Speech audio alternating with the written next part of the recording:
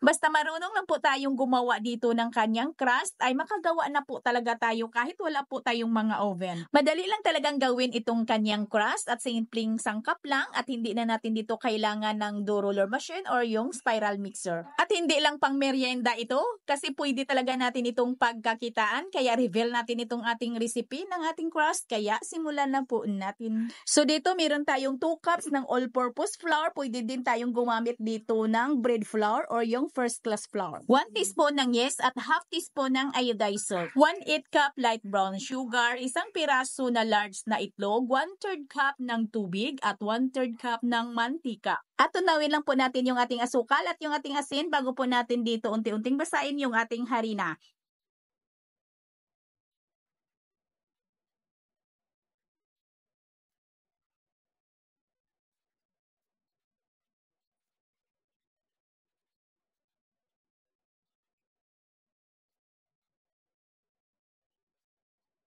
At mga masahin ko lang po ito ng mga 5 to 8 minutes.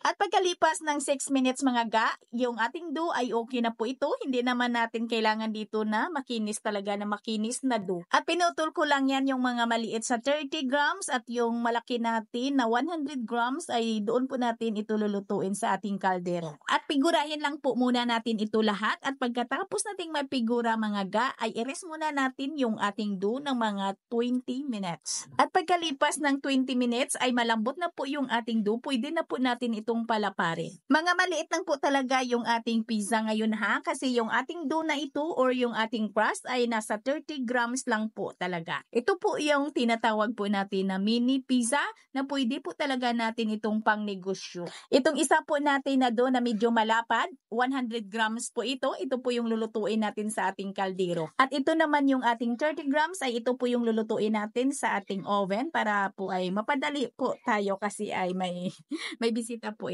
request niya po ito na toppings. At sa mga walang oven na gustong magnegosyo dito ng ating mini pizza ay pwede talaga natin itong lutuin sa ating mga kaldero.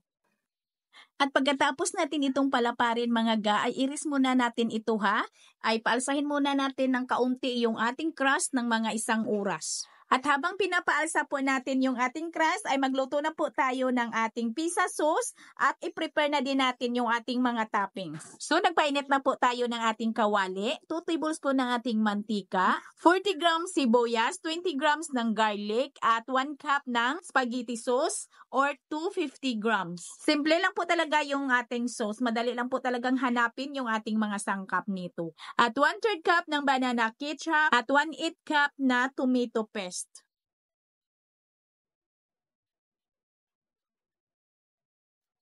At kunting halo lang yan mga at ilagay na natin dito yung 2 tablespoon po natin na asukal.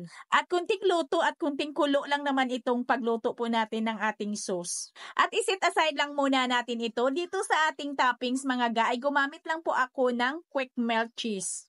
At pagkalipas ng 1 oras, medyo umalsa na po ng kaunti yung ating crust, ay butas-butasan lang po natin ito gamit yung ating tinidor. At dito mga ay na-prepare ko na yung ating mga toppings. Kayo mga ay depende na ho yan talaga sa inyo kung ano po na gusto po ninyo na toppings. Itong toppings ko po ngayon ay madali lang po talaga itong hanapin. First ay nilagay ko po yung ating grated cheese at sinunod ko po yung ating sauce at yung ating ham at yung bell pepper at pineapple slice at yung ating sibuyas. At isunod ko naman dito yung last po natin na grated cheese na ilagay po natin dito sa ibabaw.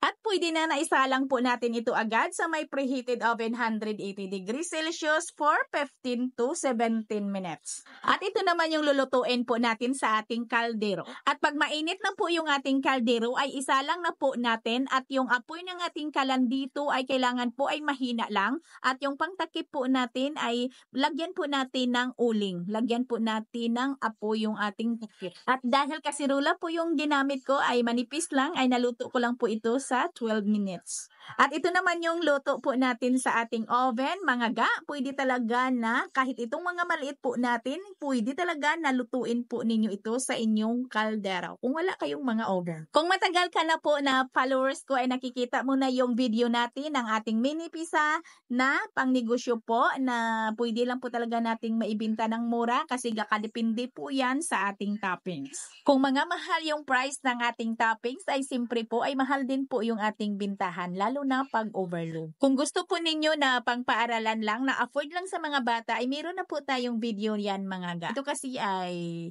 pangkain lang po namin ngayon. Pang merienda lang po namin ito. Mga ga, hanggang dito lang po yung ating video. Maraming salamat at bye-bye!